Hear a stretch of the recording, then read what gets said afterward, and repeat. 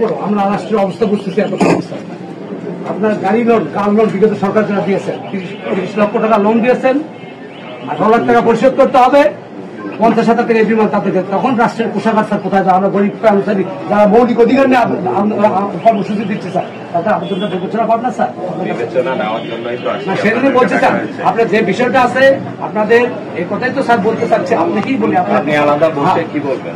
আমার আলাদা বসে তো এই কথাগুলো স্যার আপনি যখন বসবেন আমাদের কথাগুলো শুনবেন, আমাদের নেতৃবৃন্দ এসেছে, প্রত্যেক সংগঠনের 1-2 করে কথা বলবেন, শুনলে আপনার কাছে বিষয়টা আরো গুরুত্ব বড় করবে, তখন আপনার একটা ডিসিশন নেবেন। আমরা তো চাইনি যে আমাদেরকে এই প্রেজেন্ট টাইমে আমাদের কোনো আমাদের আর্থিক সুবিধা বাদেও কতগুলো এই 54 বছর পর কেন সচিবালয়ের কর্মচারী এক ধরনের নিয়োগ বিধির মধ্যে সচিবালয়ের বাইরে কর্মচারী এক অভিনয় নিয়োগ বিধির স্বাধীনতা, সেটা কাম্য না স্যার? একটা পয়সা লাগবে। এই যে বিষয়গুলো স্যার, কিছু বিষয় আছে টাকা ছাড়া আপনি হেল্প করতে পারবেন স্যার। আপনার পোশাক শ্রমিকদের গত বছরে বেতন বাড়ছে 24 সালে স্যার 3,12,500 টাকা। বর্তমান আপনাদের সরকার, আপনাদের উপদেষ্টা মহোদয় বাইরে দিলেন 5% ইনক্রিমেন্ট যায়, 4%। আমরা দেশের দেশের সরকার হিসেবে আমরাই কাজ করেছি। আমরা তো রাষ্ট্রকে স্যার মাথায় দাঁড়িয়ে দেওয়ার সুযোগ দিই। আমরা তো বুঝি আমাদের যে জিনিসটা আপনাদের সাথে আলোচনা করে যেটা রাষ্ট্রের জন্য শুভকর হবে, আর্থিক বিষয় বিষয়গুলো দেখলেও আমরা স্যার বুঝতে পেরেছি। আপনাদের সরকার স্মারকলিপিতে আছে স্যার। আপনি বসে আমাকে কি বুঝাবেন? আচ্ছা স্যার, বসলাম না স্যার, তারা ওকে স্যার। আরেকটা বিষয় আসে, আপনারা স্যার আপনাদের সরকার, আমাদের সরকার, মাননীয় সরকার, সদস্যের সরকার 25% দেওয়ার জন্য একটা কমিটি করে দিল। আমরা প্রত্যাশিত আমরা মহানুভবতা পাবো। আমরা কিন্তু চুপচাপই ছিলাম স্যার, আমরা কর্মসূচিতে ছিলাম না স্যার। কিন্তু আমরা জানি যে এই সরকারকে, সরকার আমাদের সরকার, কারণ আমাদের প্রধান উপদেষ্টার মধ্যে সরাসরি আমাদের অভিভাবক। আমরা চুপচাপ ছিলাম। কি হলো স্যার? অর্থ উপদেষ্টা, জনপ্রশাসন সচিব যে কথাগুলি বললেন আমরা প্রত্যাশিত পেয়ে যাচ্ছি। অর্থ উপদেষ্টা কি বললেন স্যার? উনি কিছুই জানেন না। তাহলে রাষ্ট্রের একজন দায়িত্বশীল ব্যক্তি হিসেবে রাষ্ট্রের একজন দায়িত্বশীল ব্যক্তি হিসেবে আমাকে বলতে দেন একটু। আচ্ছা, কথা হচ্ছে যে রাষ্ট্রের অবস্থা কি জানেন তো? আমি স্যার এক কথাই বললাম, অবস্থা খুবই খারাপ, ভয়াবহ খারাপ, আর্থিক অবস্থা খুবই খারাপ স্যার। তাহলে আপনারা বলছেন কেন যে অর্থ উপদেষ্টা বলে দিল?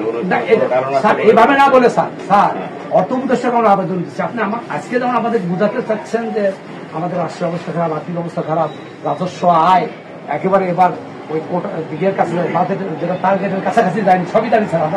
আমাদের হাতে এগুলো হয় স্যার, যায়নি। এটার পেছনে কারণ স্যার যে ল্যাকিংসটা স্যার, এই যে অনলাইন করে অনেক মানুষই এতে ঢুকতে পারেনি, আইবাসের সুযোগ হয় না, ইয়ে থাকে না, নেট থাকে না, নানান কারণে কিন্তু স্যার কারণ। আমরা চাচ্ছি না যে স্যার আপনি আমাকে আর্থিক সুবিধার পাশাপাশি স্যার অন্য যে সুবিধাতে রাষ্ট্রের কোনো পয়সা যাবে না, এক অভিন্ন নিয়োগ বিধির একটা আদেশ তারিখে এখান থেকে চিঠি করে দেন স্যার, যে প্রজাতন্ত্রের সকল কর্মচারীর নিয়োগ বিধি হবে এক অভিন্ন, এক দফায় আমরা স্যার খুশি। আপনার আর্থিক বিষয় আমরা 9 তারিখে স্যার জনপ্রশাসন মন্ত্রণালয়ের মিটিং আছে এই বিষয়গুলি নিয়ে, পদবি পরিবর্তন, এই পদবি তাহলে এক অভিন্ন কারো আর দাবি থাকবে না স্যার, প্রজাতন্ত্রের সকল কর্মচারী এক অভিন্ন স্যার। এই কথাটা স্যার আপনার আমাদের মাননীয় প্রধান উপদেষ্টাকে বলার উদ্দেশ্যে আপনার তাকে করতে পারলে আমার মনে হয় আমরা এই দাবিটা আমাদের এখনই স্যার লিখে দিতে পাঠায় দাও, কারণ এটা তো অর্থের কোনো সংশ্লিষ্ট নাই। আমি ওনার প্রতিনিধি হিসাবে শুনতে আসছি। ওকে, আলহামদুলিল্লাহ। আমাদের আপনি যেহেতু সময় নেই, রাষ্ট্রীয় ব্যস্ততার কারণে যদি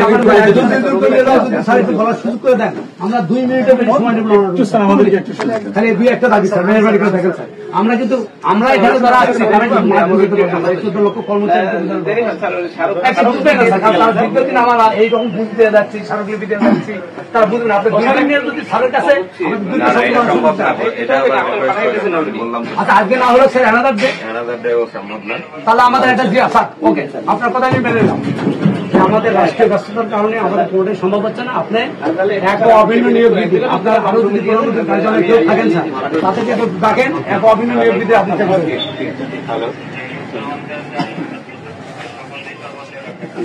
আচ্ছা, আমি একটা স্মারকলিপি নিতে আসছি।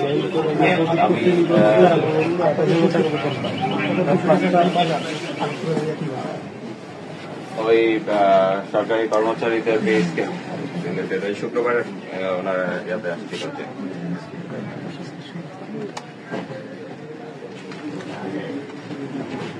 এইটা মোফার মাধ্যমে আসছে, মোফার এইটা রিকমেন্ড করছে। আমি আপনার সাথে কথা হয়েছিল, আমি আপনার সর্বপ্রথম সরকারি চাকরিজীবীদের নবম পে স্কেল সহ মহার্ঘ ভাতা সংক্রান্ত সঠিক তথ্য পেতে চ্যানেলটিতে লাইক, কমেন্ট ও সাবস্ক্রাইব করতে ভুলবেন না। ধন্যবাদ।